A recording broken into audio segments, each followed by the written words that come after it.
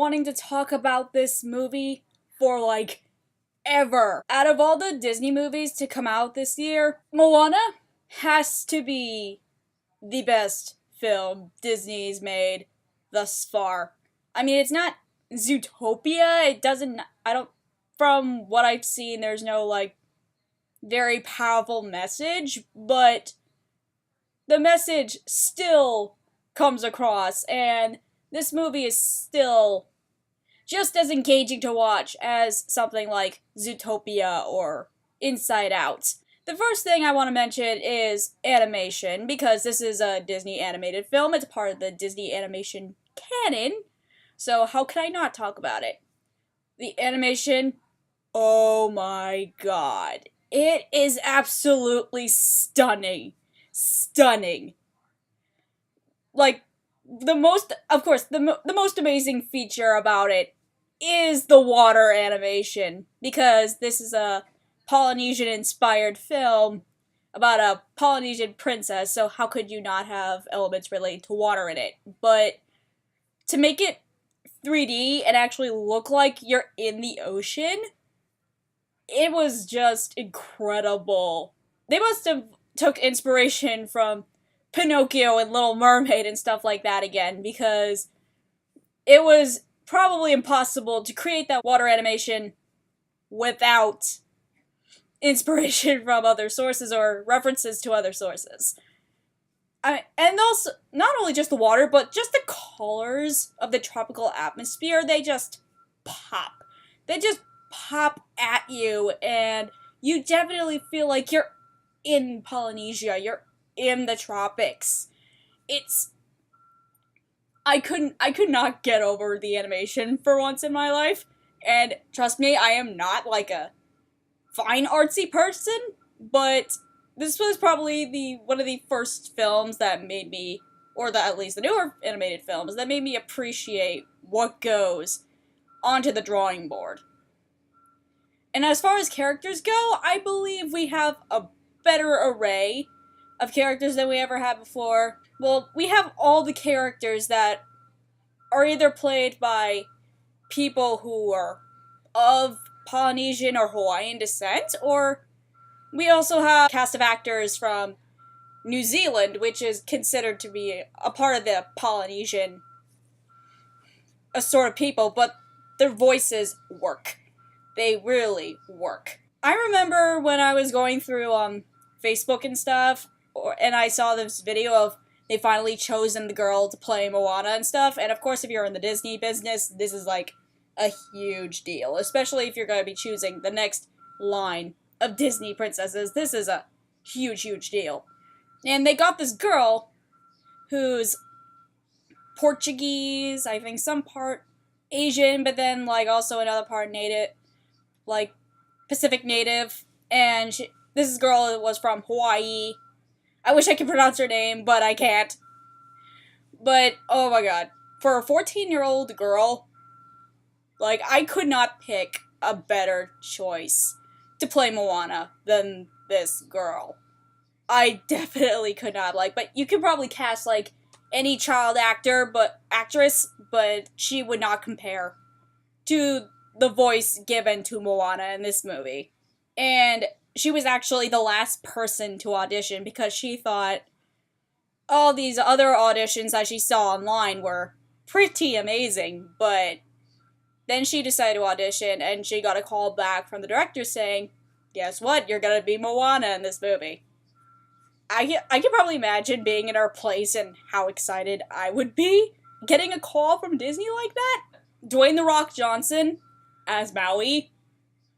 Same situation. I could not think of a better person to voice Maui than Dwayne "The Rock" Johnson. Even though, from the beginning, I thought, we're gonna have Dwayne "The Rock" Johnson? Really? Because I saw him in other films, and if you know what I'm talking about, they were kind of so-and-so, hit or miss movies. But him as Maui is just the most hilarious thing you've ever seen in your life. The one line that gets me every time, I don't think I'm spoiling anything when I say this, because this is when we first meet Maui. He's just like, if you write with a chicken, it's called a tweet. I am never gonna get over that. Consider me being a millennial understanding this joke, but that joke will always make me laugh, like, for as long as I live. Like, considering the age that we're in right now, like, I bet, like, a bunch of years from now, not everyone's gonna find it so funny. They're gonna be like, why are all the older people laughing at this? But I digress. As far as our two main characters go, well, I don't know if I consider Maui a main character, but he does play a huge role in this film, so I would consider him that anyway. As far as those two main characters go, like, Disney was definitely on the dot this time. The music. Oh my god. Same thing as I said about animation before. They were on top with their song choices and their song creations for this movie. Of course, we all, I think if you guys have seen the movie by now, there's this one song that's also sung in the end credits by Alicia Cara, I think. I think that's her name, but, like, you definitely know at this point, oh, this is gonna be the song that's gonna be on, like, Radio Disney, or, like, it's gonna be on the pop radio from now on, but let me tell you, the original version of this song is a million times better than the pop version. I mean, I like Alicia Cara. I love Scars to You're Beautiful, but the original version of the song sung by Moana herself is a million times better. And it would not surprise me if they pull off another Let It Go situation where the original song makes it onto the radio instead of the pop version. But I think in a case like this, the pop version is also pretty good. I think they're gonna put that song on the radio instead of the original, which I think is fine by me.